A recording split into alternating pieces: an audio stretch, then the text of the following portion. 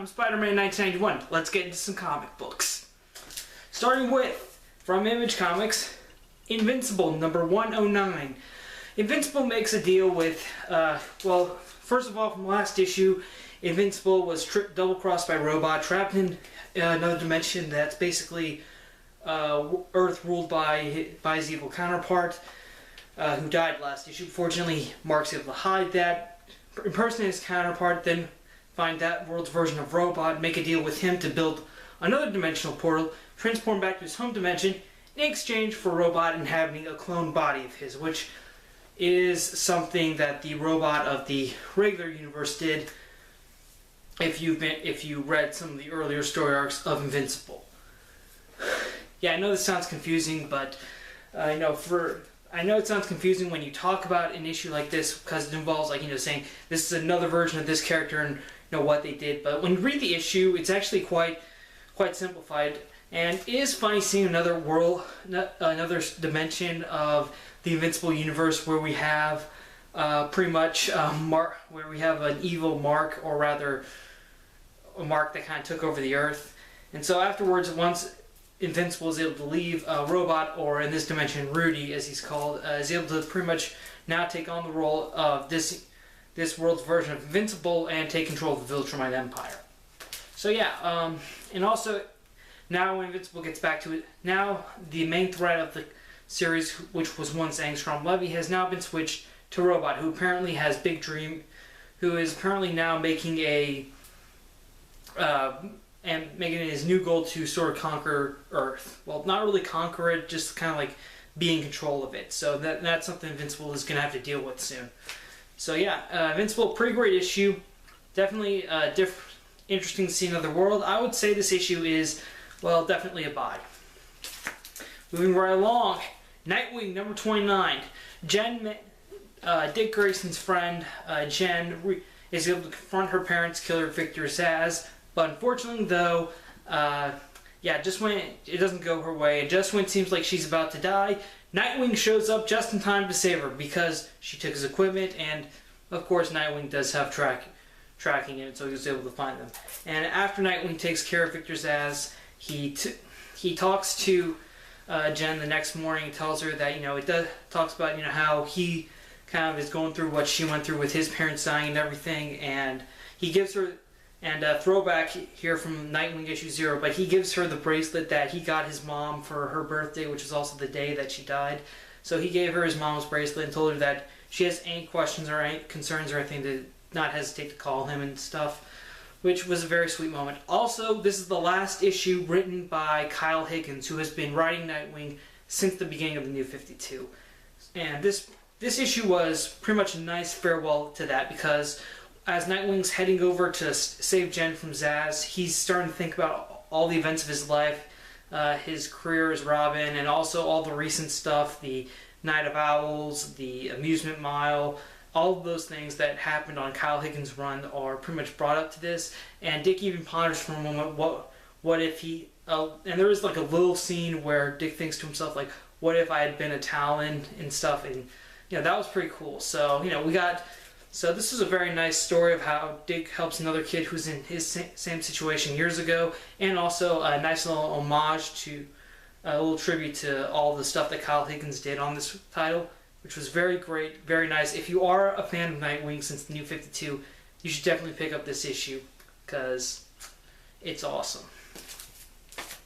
Alright, next up, Batman number 29. This is pretty much the final part to the Dark City chapter of Zero Year.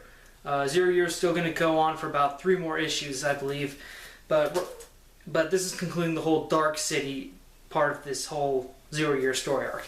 Anyways, Batman is able to pilot his Bat Blimp to the Riddler's sort of balloon base that's giving off the signal that's allowing the Riddler to control the power grid. And Batman goes there, where he's confronted by Dr. Helberg, aka Dr. Death, and he fights.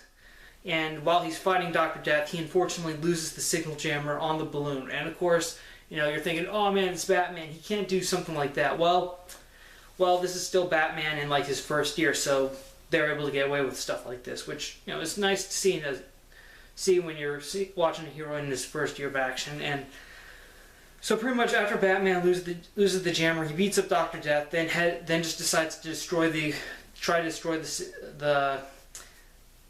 signal just by smashing everything, which doesn't work out because the Riddler still has control of it. And unfortunately, though, Batman did call Gordon to ask the electricians of Gotham not to turn on the power, but they don't listen to Gordon. They turn the power on anyway, which sets the Riddler's plan to phase 2, which is destroying all the floodgates around Gotham and apparently crashing all the Gotham City Police Department's blimps too. So yeah, and the reason destroying the floodgates is important is because Gotham is about to be hit by a huge hurricane, and with those gates gone, the city is immediately flooded, which obviously leads into the whole Gotham in ruins sort of that we saw at the very beginning of Zero Year. So that's pretty much, so that was basically phase 2 of the Riddler's plan. And that's pretty much it, and that's it for the Dark City chapter. Next issue, we're going to be entering into the whole sort of Gotham Wasteland story arc. So yeah, Batman number 29 was still a great issue. You know, I like seeing early. You know, it's like I said, the moment where Batman loses the Jammer just because he drops it. That's something that, you know, you don't really expect, and I don't really think people would expect in a Batman of the present story. They'd probably think, because Batman would have that handled. But in this case, Batman's still in his very first year, so obviously this is something they can do, which, you know, I think is nice. It shows that, you know, when Batman started out, he wasn't 100% awesome, more like 99% awesome. And also, cool thing, and once again, it's not just Scott Snyder's writing in this issue, but also Greg Capullo's artwork. And in on one page here, we even get like a little, when Batman's leaping from the blimp to the Riddler's balloon. It kind of pays homage to the cover of The Dark Knight Returns, which is really, really nice. Yeah, overall, I think Zero Year is a great origin story for Batman. I still prefer year 1 to this, but I think Zero Year is still great for the New 52. This is definitely, and Batman, still definitely a buy.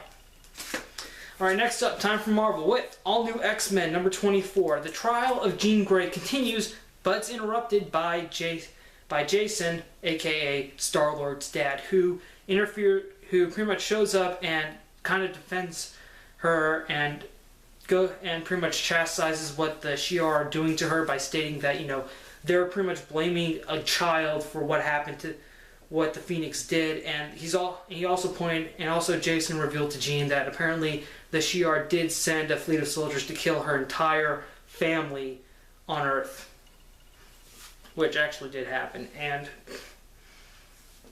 of course after Jason starts stirring the whole thing, having a whole debate with Gladiator, they pretty much sort of have a little recess. And at that moment, while the rest of the Shi'ar guard are transporting Jean, Jean is able to escape. And when she does, she starts kind of wandering around the planet while also sort of reviewing all the things she just learned about what she's going to do with the Phoenix power. Meanwhile, the X-Men, the Guardians of the Galaxy, and the Starjammers arrive on the Shi'ar planet, where they're suddenly greeted by the Imperial Guard led by Gladiator. And of course, there's a giant fight scene, and there is one funny moment that I enjoyed in the fight when Gladiator was fighting Cyclops, and Gladiator says, "You know, your older self would be smarter than to attack me." And then Scott says, "Bring me Jean. Tell me where Jean is, or I'm going to kill you." And then Gladiator just goes, "On second thought, you do sound like your older self." And of course, at that point, though, on the last page, Jean shows up and says, "You know what? They're right. I'm guilty." End the story. Okay, all new X-Men. I gotta admit, you know, for a story arc that's about Jean Grey, this issue really didn't cover much. I mean, yeah, I kind of figured Jean would have, I mean, obviously we knew that Jean was going to feel guilty about her actions, but at this point, though, she obviously is turning herself in, I guess, because, you know, she might prevent further violence, but also this issue kind of felt weird that, you know, it's billed as kind of a Guardians of the Galaxy X-Men, all new X-Men crossover, but really, I think the Guardians are just not really playing that much of a big deal into this story arc. Really, they're not. Only thing about the only reason I think the Guardians are there is just to put the X-Men in space. That's it. And, you know, honestly, we probably could have eliminated all this if we had the Starjammers brought to... Obviously, I think we could have just taken out the Guardians and brought in the Starjammers. But, you know, I think that might also slow down the pacing of the story, because then it will be contained to all new X-Men. But this way, if it does cross over with Guardians, then the story moves faster. And that's something that I think helps Bendis' work, because honestly, I don't think Bendis is a terrible writer, but I just think that some of the times when I wait for his stuff monthly, it's just very slow paced. And now, though, since this book, now that we're getting it crossed over with another book, it's kind of moving a little more faster, which I think is better. But overall, right now, I'd say all new X-Men number 24. Unless you're, honestly, if you haven't been checking out the Trial of Jean Grey story arc, I would say borrow it from a friend. Alright, next up, all new X-Factor number 4. The X-Factor, alright, picking up from last issue, the X-Factor has just found out that a member of the Thieves Guild, Nil, has been controlling Danger, and he just recently used her to rob Serval. When Polaris tried to free Danger, she went crazy and attacked the team. And that's pretty much what happens in this issue. It's just Danger attacking the team. She has no memory of Gambit or anyone else of her former life. Then suddenly, Gambit gets the idea, and he gets his moment, and he basically kisses her. And that suddenly brings back most of Danger's memories, and she stops attacking them. At which point they get Nil to return the money back to Serval, and then they head back with Danger. And when Gambit asks, "Can we drop you off anywhere?" Danger says she doesn't have anywhere to be. And of course, then Gambit says, "Okay, you can join X Factor," and that shocks Polaris and Quicksilver, and that's where the issue ends. Okay, I have to say, this issue not bad. Okay, first of all, I think you should get it if you're a fan of Danger, because this is the issue where she joins the team.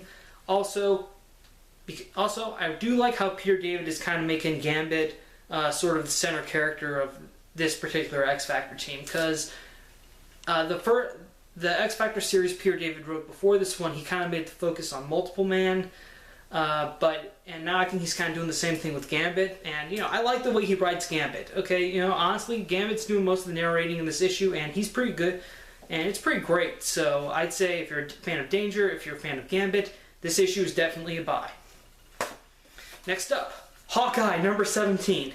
Okay, this issue actually has not a lot to do with Hawkeye. It doesn't. It's mostly, believe it or not, this is actually set at Christmas time. Like, this issue coincides with what they said was the events of issue number 6, and it's just basically the issue. It's just a Christmas special that Clint Barton watches with some of the kids in his building, and it's just this very hilarious sort of talking animal Christmas special thing, which you know, which is funny. Although on the last page, though, once the special is ended and Clint's asleep on the couch, there's a nice moment where Pizza Dog notices Clint's asleep and just kind of climbs up there and sleeps right next to his master, which is a very sweet moment. But yeah, Hawkeye. Okay, it's funny. This issue is mostly humorous rather than action-packed or superhero-oriented, but it's still good. All right, it's still, this issue feels like it's filler, but it's good filler. It's funny filler. It's something that you can enjoy. So, you know, I'd say, and it's only $2.99. So I would say, hey, Hawkeye, if you like a hilarious issue with the talking animals or something, then this issue is definitely a buy. Yeah, sorry, that was a weird issue. Okay, never mind. Okay, now, Superior Spider-Man number 29. A lot more stuff is happening with Goblin Nation. Peter, or Otto, has Sanjini has pretty much faked his death to the public, and he has Sanjini checking out Carly in his lab to help find a way to cure or at least slow down the Goblin formula that's infecting her. Then the Goblin contacts Spider-Man and tells him that he has a hostage and someone very close to Otto Octavius. And also the Goblin does blow up several locations that are important to Otto Octavius, such as the nuclear power plant where Octavius had the accident that made him Dr. Octopus, the police warehouse that's storing most of Otto's equipment, and the heart clinic that he's been working with the superhero Cardiac with. And then the Goblin says, "Oh, I have a hostage of someone important to you. Come to ESU if you want to save them." Which, of course, Spider-Man heads off to try to do it. And while he's doing it, he is ignoring all the other Goblin attacks. He just cares about getting to ESU.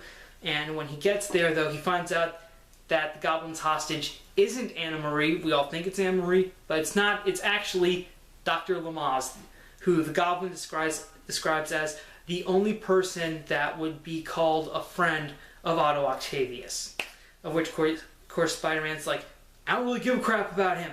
Kill him. I don't care." And of course, Goblin tries to get away. Spider-Man tries to attack him with the extra arms he had to his suit, but Goblin has control of that too, and makes the arms go crazy and almost kill Spider-Man until Dr. Lamaze takes one of the arms before it can strike Spider-Man. And unfortunately, though, Lamaze doesn't make it, and as he's dying, he tells Spider-Man, asks him, like, "Why did you do this? Why were you such a fool?" And Dr. Lamaze says, like, the day you saved Miss Marconi, you also showed me what it means to be a hero, and that's pretty much what he says his final. So basically, Lamaze's final words to Otto are basically that his actions helped him be a hero, and at that point, Otto just feels terrible, then swears vengeance on the Goblin. Right as he's about to leave ESU, he gets attacked by Mary Jonah Jameson's all-new Spider Slayers, built by Alchemex. And of course, right when the Slayers are about to attack Spider-Man, they suddenly stop working, thanks to the intervention of Spider-Man 2099. Yep, thanks to him working at Alchemex, he also figured out a way to control the Slayers, but he doesn't let the original Spider-Man go. Miguel 2099 starts to ask Spider-Man, "Okay, I'll help you, but I want to know a few things first. Like, what the hell is going on with you? Why are you such a different person?" And of course, at that point, the Slayers are back online, and Miguel is like, "Wait, I'm not doing this." And then suddenly, an image on all the image of J. Jonah Jameson on all the Slayers is replaced by an image of Norman Osborn, who says that now the drones are under his control, and he starts to attack both Spider-Men. And that's where the issue ends. Okay. Superior Spider-Man, Goblin Nation. The Superior Spider-Man's world is crumbling around him. That is the perfect way to describe what is going on. Also, in case you're wondering about Ghost Peter, or Peter Parker's consciousness, yeah, he still thinks he's Dr. Octopus, which is very unfortunate. So anyway, but back to the main story. Very nice, very great moments. I did like the death of Dr. Lamaze. I thought that was great. I really enjoyed how he said that. I really enjoyed how, it was like throughout the run, Otto. You can tell that Otto really thought Lamaze was just a loser and an idiot, and said that Lamaze couldn't hold a candle to him, and that it seemed like Lamaze was Otto's friend. Like when he thought Peter Parker stole his research, he stuck up for his friend Otto, and but now we see that apparently that in a way Lamaze really did think of Otto as a friend, and Otto didn't feel the same way. But when Lamaze died for him, suddenly Otto's filled with a ton of regret. Like he should have treated him better and stuff. So that was great. That was great. And also, again, something about Otto as Spider-Man, he's very arrogant, and the whole death of Lamaze, I think, is kind of humbling him in a way, which is very nice. And also I do like how the Goblin states why he's doing all this to Otto. Is that he said that is pretty much the Goblin tells him that you took the one thing I want away from me, which is I want to kill Spider-Man. So now I guess in a way the Goblin will get what he wants, destroying, well, the physical Spider-Man, not necessarily the Spider-Man both body and mind, but also just Spider-Man's body. Although technically his mind may be confusing. Anyways, and also good news for you and also since the end of the whole 2099 crossover, I'm pretty sure everyone was asking, like, you know, what's going to happen with 2099? Well, maybe that will be answered in this story arc as well. You know, because now Spider-Man 2099 is coming back into the fold. You know, honestly, I do hope 2099 gets Miguel O'Hara gets his own ongoing. I think that would be interesting, especially with 2 Spider-Man in New York. But overall, Goblin Nation, I'm loving this. This story arc was built up for a while. I'm glad it's here. I'm enjoying it. Seriously, if you have been reading Superior Spider-Man, whether you've been catching up with the trades or the single issues or borrowing the digital issues from your best friend or whatever, this is something you don't want to miss out on, because this is the story arc that's going to end the Superior Spider-Man chapter and begin the new chapter of the Amazing Spider-Man. So I think if you have been reading Superior Spider-Man and you're going to get Amazing Spider-Man, you should at least get this story arc, because it's probably going to lead into all the events of Amazing Spider-Man, and that's something I think no one's going to want to miss out on. So yeah, overall, Superior Spider-Man, definitely a buy. Okay, and that is it. And that is it for my comic review this week. Any news this week? Well, actually, we finally got the full view of the Flash costume for the Flash TV series, which is pretty much gone, which is no longer a bright red spandex, but actually a crimson-colored leather suit and mask, which, you know, doesn't look that. Which honestly, I don't think looks that bad. The suit has gotten a lot of criticism, but I really don't think it's that bad. I just want to wait until I see some actual footage of the show, and then I'll probably be a little more judgmental when I actually see the show. You know, I don't really like to judge a book by its cover. And also we got the first picture from NBC's Constantine series, which has actually gotten a lot more positive reviews from the Flash than the Flash costume. So that's something that's also going to be interesting. Yeah, so that's it for me. Thank you for watching my video. Thank you for subscribing to my channel. I'm SpiderMan 1991 saying, see you later.